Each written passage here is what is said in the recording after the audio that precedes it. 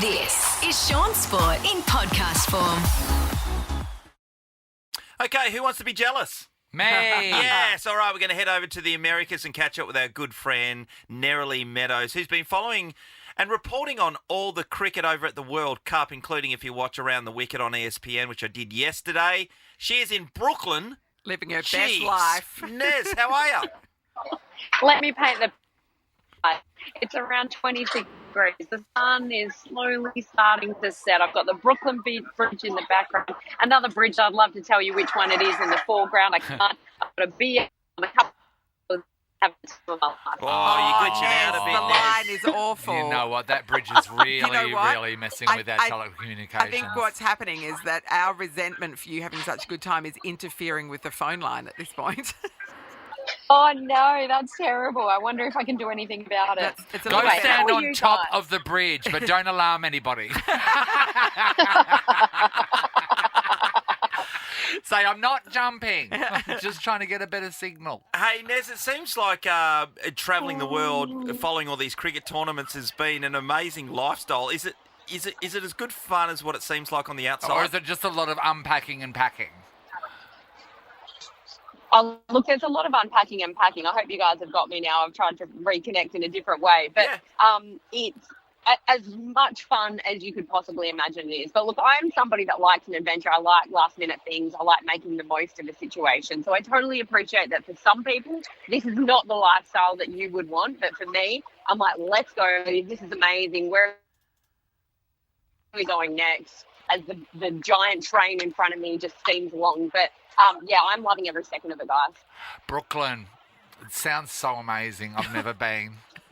No, I went through Brooklyn, obviously, when I was there to go to I've only Mets seen it game. I've only seen it in the movies and on the Yeah. TV. Yeah. What's it like, Brooklyn? Brooklyn's beautiful. I haven't spent a lot of time here this time around. I did last time. I'm staying on Central Park this time, but the actual cricket is out at Nassau County. So it's a little while away. So we spent a little bit of time travelling in and out. But because the games have been on for India time, they've actually been at 10 o'clock in the morning. So it's unbelievable. You leave early, you get the game done, and then you come back in and live it up in Manhattan. Oh, my God. Hey, what's the Oh, crowds man. like for cricket being played in the US? Yeah. Well, with India, I'll let you Yes. explain it, Nez. Yeah, it's been absolutely phenomenal, to be honest. And I've been really surprised. Even Bangladesh, for example, there are a lot of expats that live in New York. So they've got really great crowds. For India games, it's been phenomenal. India-Pakistan was a sellout, 34,000 in this Wow. pop-up stadium. Yes, it's been really low-scoring games, but the crowds have been phenomenal. And to be honest, the low-scoring games have kind of made it really fascinating as well, because even India-USA was super close. So I'm not sure we would have got as close at matches. So it's actually been really fun. But the fans have been phenomenal. Honestly, it feels like you're in Mumbai when you're at the crowd. Wow. And I've spent a lot of time in Mumbai. The fans are just phenomenal. And what about the game when the US won? I mean, that was an absolute boil over.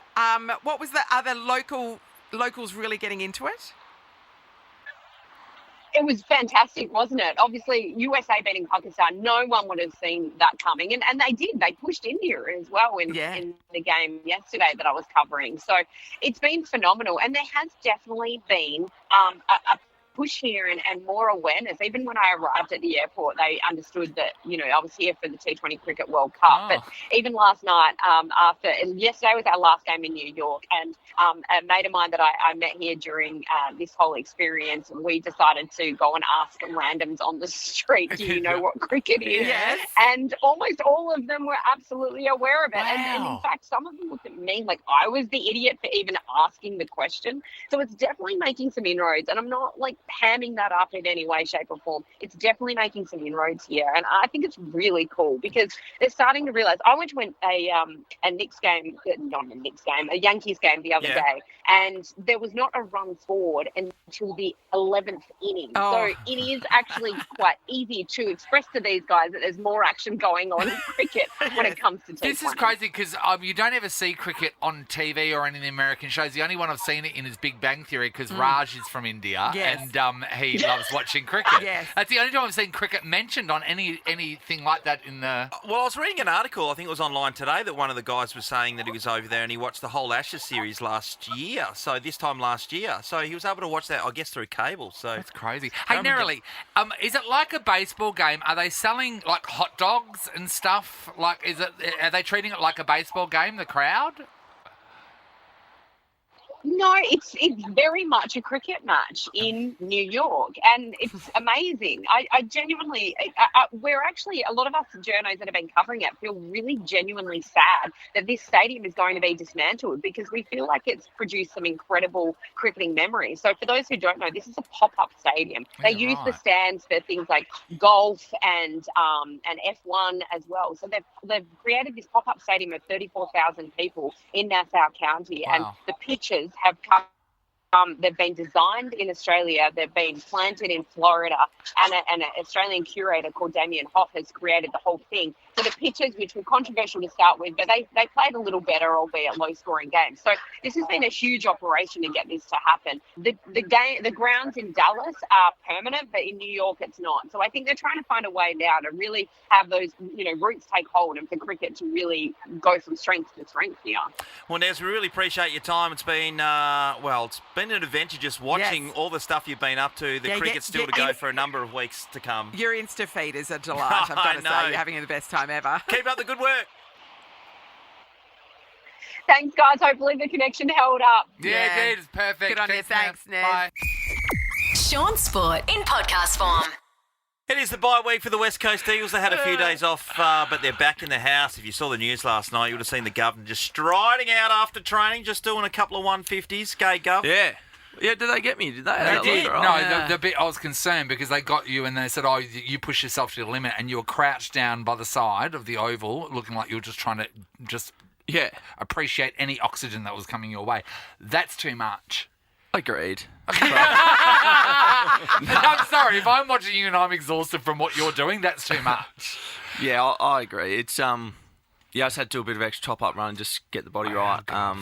But when you go from pre-season, Sean, you'd know, you do pre-season running and you're flying, you feel great. Okay. Running straight lines, all good. Then you start playing footy, and then you go back into pre-season running, like doing that sort of. It's just completely different kettle of fish. Was it MAS Right, or did you do 150s? 150s, yeah. Up, How many did you do in your block? 8. Just 8. One set of 8. 150 But metres. Not in a minute.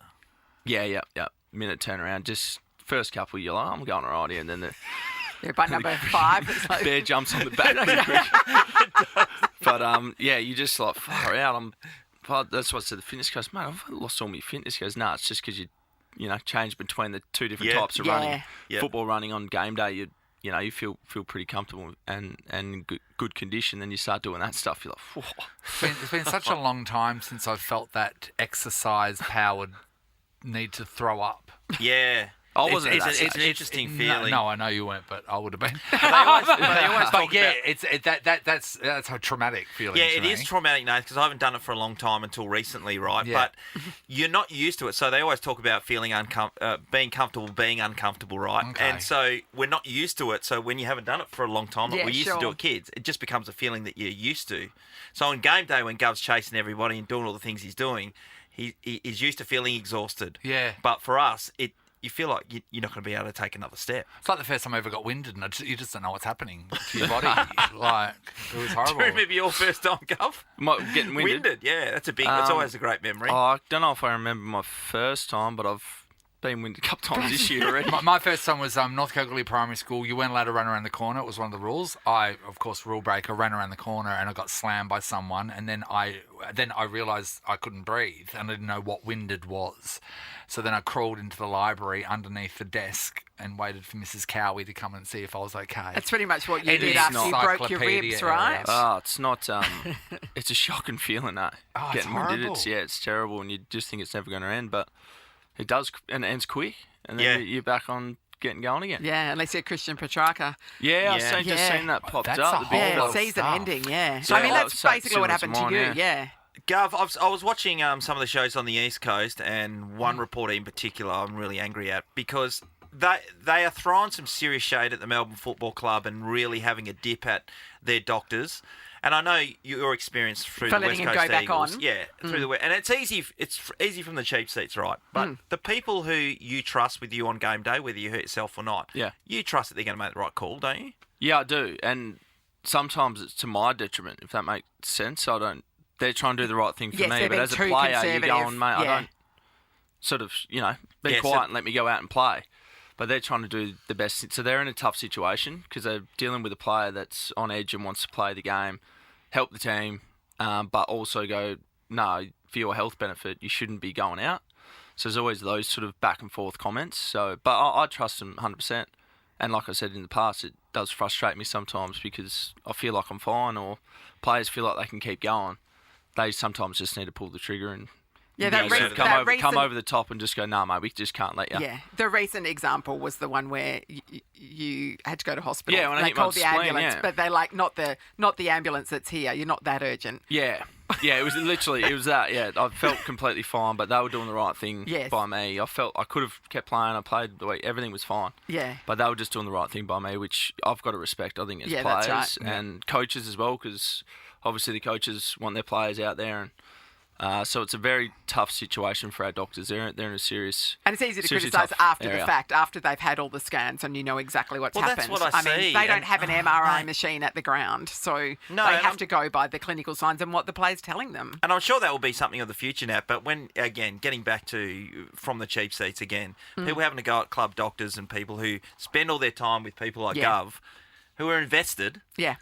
they're not putting your lives at risk. At the end of the day, it's actually not the club doctor. The doctors try and do the best thing they can, but at the moment, the landscape for doctors at our club's it's a dangerous area, if that makes sense. It's Yes. like Yeah. we've got concussions Oh, and yeah. all these different things, teams trying to perform, all these rigorous different The things. potential for litigation down the track is obviously hanging over They're in their an heads extremely as well. tough situation, Yeah. and unfortunately, the soft cap that we've got at the moment throughout the AFL is half of what it used to be. Yeah. So actually paying other doctors and other people to come in and help support them around these certain areas, Yeah. clubs can't do it. So Yeah. it's left solely on one or two sort of doctors to manage 45 players plus whatever else is going on. In a combat sport. So it's I feel for them because they're trying to do the best thing that they can, and the best they can at the moment is Yes. sort of maxed out. They sort of need a bit more support in that sort of area. Sean Sport is a Nova podcast. For more great comedy shows like this, head to novapodcast.com.au.